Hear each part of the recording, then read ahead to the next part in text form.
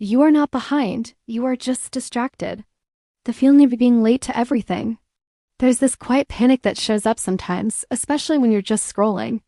Someone your age is starting a business. Someone else is getting into a top program. Another person seems to have their whole life planned out already.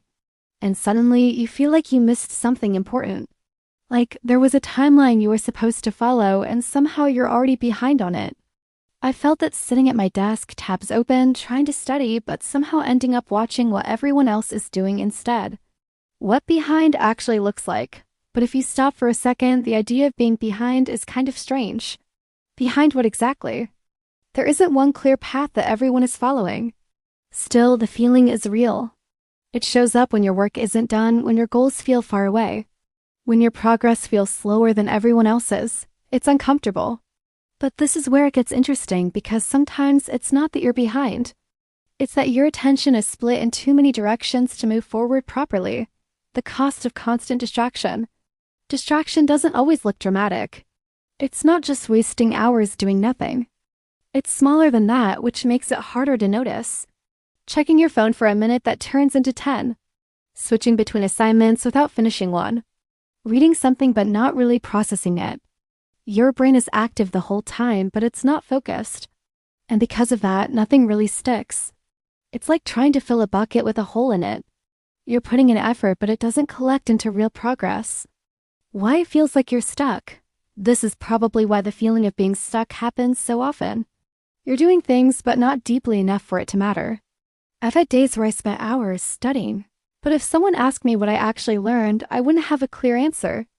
That's frustrating because it makes you feel like you're not moving forward, even though you technically are. And then that feeling turns into something else. It starts to look like you're falling behind, even when the real issue is just lack of focused attention. Focus changes everything. On the rare days when you are fully focused, things feel different. You understand faster. You remember more. You actually finish what you start. It's almost surprising how much can get done in a short amount of time when your attention isn't scattered. This raises a question.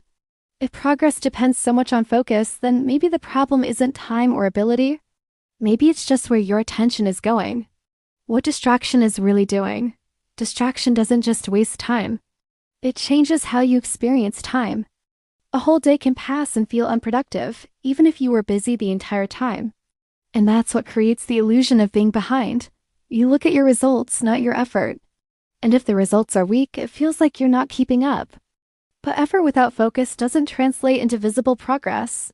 So it creates this gap between how much you did and how much it actually mattered. The comparison trap. It also doesn't help that we're constantly seeing other people's highlights. You don't see their distractions. You don't see how long something took them, or how many times they struggled with it. You just see the outcome. And when you compare your unfocused, messy process to someone else's clean result, it feels like you're behind.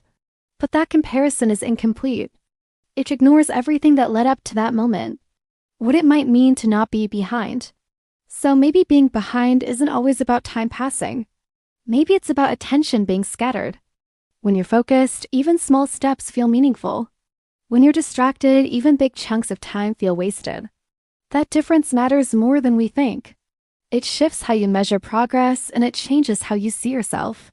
Final thoughts, maybe you're not behind. Maybe your effort just isn't being used in a way that lets you see the results yet. That's a different problem, but also a more fixable one.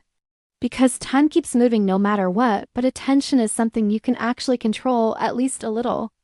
And once you start noticing where your attention goes, it becomes harder to ignore how much it shapes everything else. Thanks for watching.